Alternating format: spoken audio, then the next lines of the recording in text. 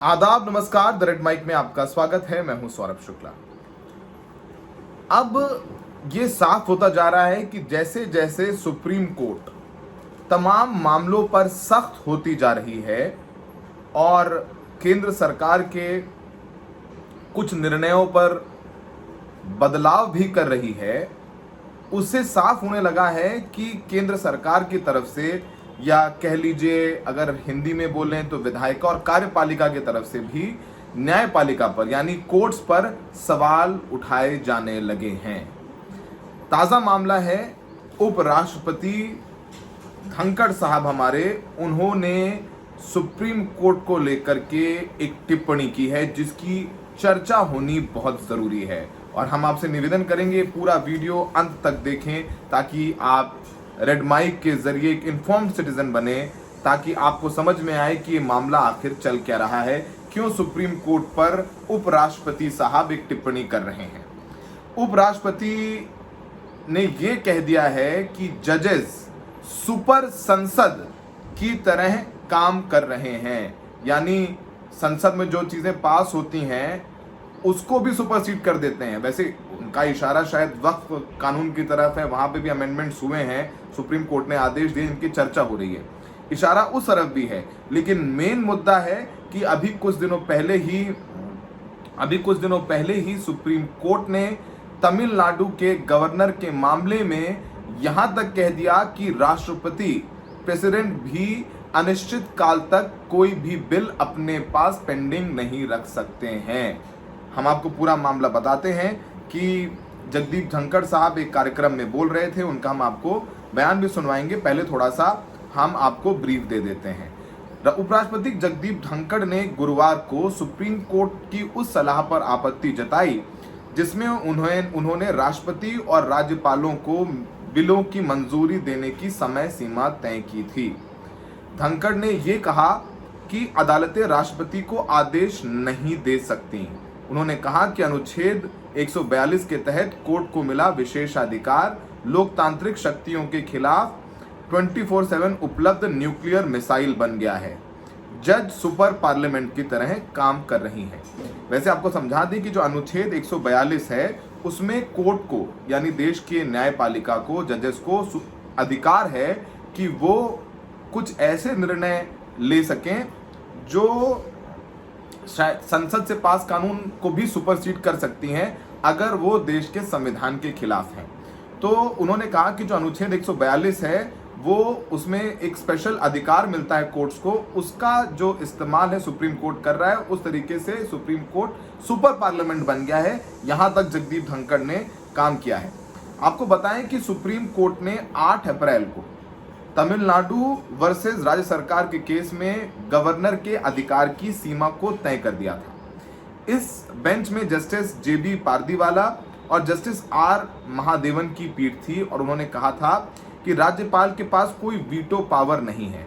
Court ने यहां तक कहा था कि राज्यपाल राजनीतिक दलों के लिए काम करना बंद करें। आपको पता है कि राज्यपालों की अपॉइंटमेंट कैसे की जाती है, जिसकी केंद्र में सरकार होती है वो अपने लॉयलिस्ट को राज्यपाल बनाकर भेजती है। वैसे अपॉइंटमेंट तो राष्ट्रपति के कलम से होती है, लेकिन सिफारिश नाम की जो है वो सरकार की तरफ जाती है और राष्ट्रपति दस्तखत कर देते हैं।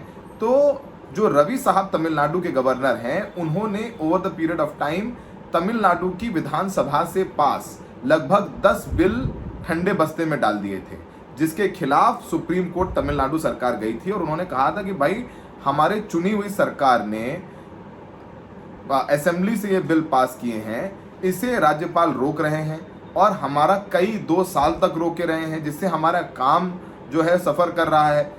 सुप्रीम कोर्ट ने कहा था कि अब जजेस जो हैं वो राज्यपाल हैं, उनको समझना होगा वो संविधान के रक्षक के तौर पर काम करें, वो बिल अनिश्चित काल तक नहीं रोक सकते हैं। अच्छा, इसमें बिल जो है राष्ट्रपति के पास भी भेज दिए थे राज्यपाल ने। अब राष्ट्रपति ने भी वक्त लगा दिया तो उस पर सुप्रीम कोर्ट ने कह दिया है कि राष्ट्रपति भी अनिश्चित काल तक अपने पास बिल नहीं रख सकते हैं। और इसके बाद सुप्रीम कोर्ट ने कह दिया था कि सरकार के 10 जरूरी बिलों को राज्यपाल की ओर से जो रोका गया वो पूरी तरीके से इल्लीगल है, गैर कानूनी है।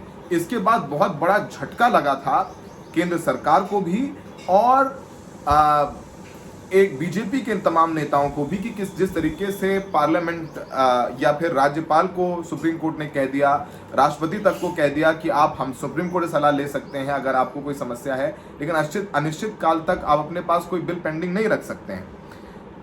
धनखड़ साहब ने कहा था कि न्यायपालिका की स्वतंत्रता जांच से बचने का कवच नहीं बन सकती।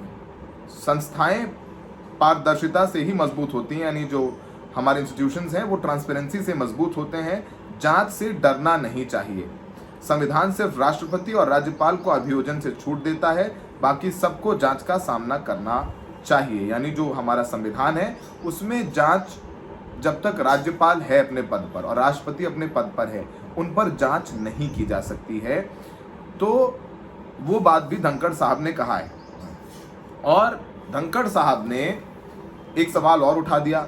पहले आपको सुनवा देते हैं कि धनखड़ साहब ने अपने बयान में किस तरीके से सुप्रीम कोर्ट को निशाने पर लिया है, सुनिए। We cannot have situation where you direct President of India, and on what basis?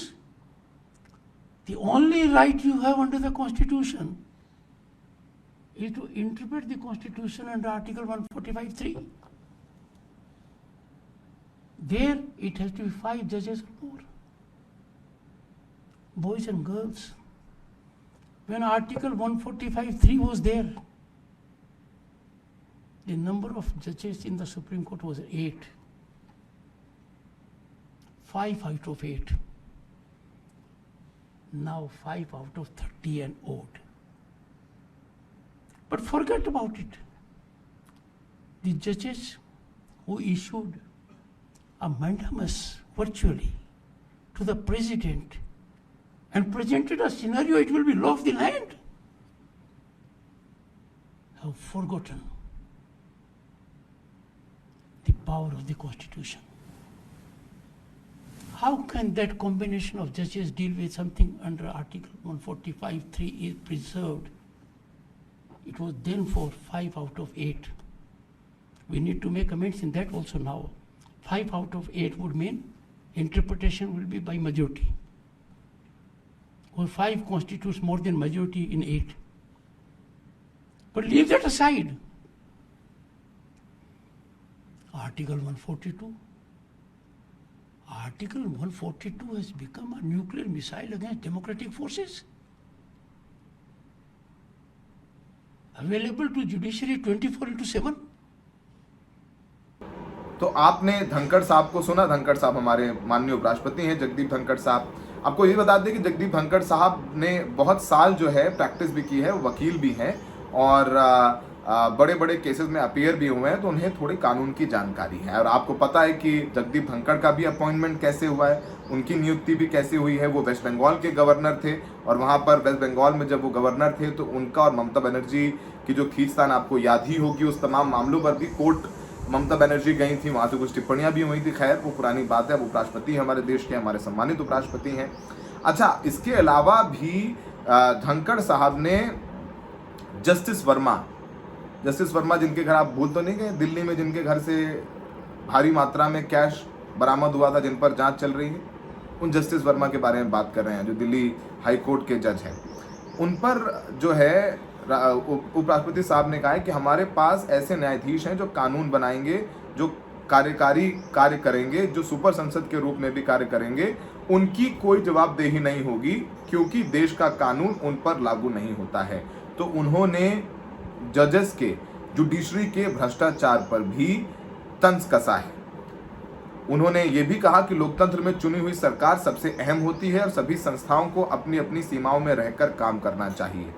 कोई भी संस्था संविधान के ऊपर नहीं है।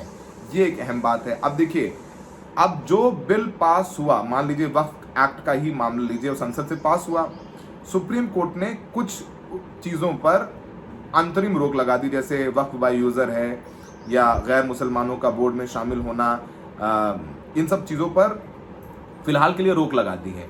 अब उस पर ही एक ना एक टिप्पणी ये है कि लोकतंत्र में जो चुन के सरकार आई है उसने बिल पास किया है और शायद न्यायपालिका अपनी सीमा लांघ गई है और कोई भी संविधान से ऊपर नहीं है। अब उन्होंने जस्टिस वर्मा के बारे में कहा है कि जस्टिस वर्मा के घर अधजली नकदी मिलने के मामले में अब तक एफआईआर क्यों नहीं हुई, उपराष्ट्रपति ने पूछा है। क्या कुछ लोग कानून से ऊपर हैं? इस केस की जांच के लिए सुप्रीम कोर्ट ने 3 जजों की इन हाउस कमेटी बनाई है। इसका कोई संवैधानिक अधिकार नहीं है। कमेटी सिर्फ सिफारिश दे सकती है, लेकिन कार्रवाई का अधिकार संसद के पास है। अब वो भी कह रहे हैं, उनका इशारा है कि जो जज हैं वो आपस में एक दूसरे को बचा लेते हैं, ये उन्होंने इशारा किया है। तो मतलब पूरी की पूरी जो उनकी जो बात है वो इस बात को लेकर के है कि कैसे जो है जुडिशरी है वो संसद के काम में तो दखल देती है, सरकार के काम में तो दखल दे रही है, टिप्पणियां कर रही है, रोक लगा रही है, लेकिन अपने गिरेबान में झांक के नहीं देख रहे हैं कि कितना करप्शन है वहां पे। और उस पर यह भी कहा कि अगर ये मामला किसी आम आदमी के घर का होता तो अब तक पुलिस और जांच एजेंसियां सक्रिय हो चुकी होती। न्यायपालिका हमेशा सम्मान का प्रतीक रही है, लेकिन इस मामले में देरी से लोग असमंजस में हैं। तो उन्होंने जस्टिस वर्मा के मामले में भी थोड़ा सा कहीं नहीं ना कहीं थोड़ा खींच दिया है। आपको बताएं कि ऐसा नहीं है कि इस सरकार को लेकर ही एक आधी चीज़ों में, चाहे वो इलेक्टोरल बॉन्ड का मामला हो या अभी वक्फ का मामला हो, तो कुछ ही चीज़ों में सरकार के खिलाफ गई है। अब जैसे राम मंदिर का जजमेंट दे करके उस समय मुख्य न्यायाधीश गोगोई साहब थे, रंजन गोगोई साहब, अब उन्होंने राज्यसभा ले ली भारतीय जनता पार्टी से। उस पर भी लोग सवाल उठाते हैं कि भाई आपने राम मंदिर का जजमेंट दिया और आप राज्यसभा लेकर के आप संसद चले गए, आपने इनाम ले लिया, ये भी आरोप लगाए जाते हैं सुप्रीम कोर्ट पर। तो दोनों तरफ से भी आरोप लगाए जाते हैं कि जुडिशरी स्वतंत्र नहीं है, सरकार के इन्फ्लुएंस में काम करती है। अब सरकार कह रही है कि जुडिशरी अपनी सीमाएं भूल गई हैं। ये सब पर तो कहते हैं अपने गिरेबान में झांक करके नहीं देखते हैं।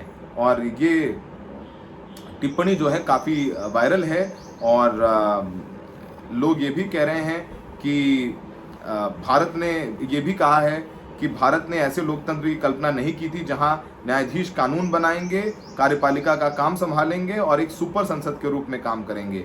ये बात उपराष्ट्रपति ने कही है, जो कि बहुत इम्पोर्टेंट है। तो बहुत दिलचस्प है, काफ़ी चीज़ें हैं जिसको लेकर के बहुत चर्चा हो रही है। लेकिन राम मंदिर का जजमेंट हो, अब कोर्ट ने इलेक्टोरल बॉन्ड को तो गैर कानूनी बताया, लेकिन जांच नहीं करी।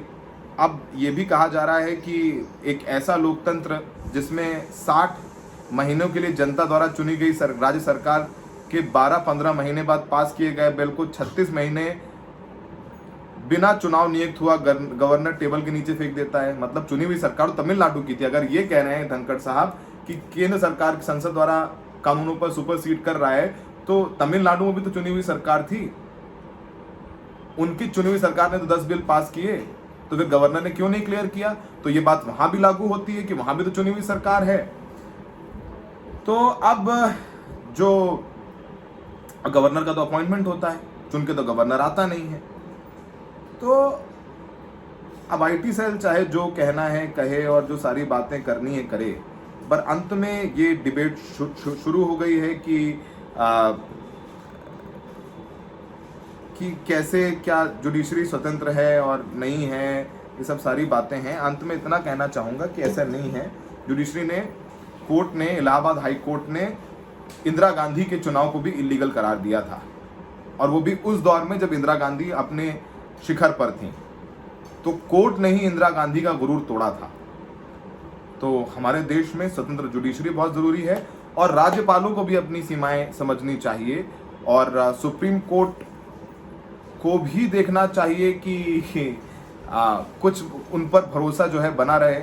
अब फिलहाल देखना होगा आगे क्या होगा। तो हमने आपको बताया कि क्या कुछ इस पूरे मामले में हो रहा है। हमें देखने के लिए बहुत बहुत शुक्रिया।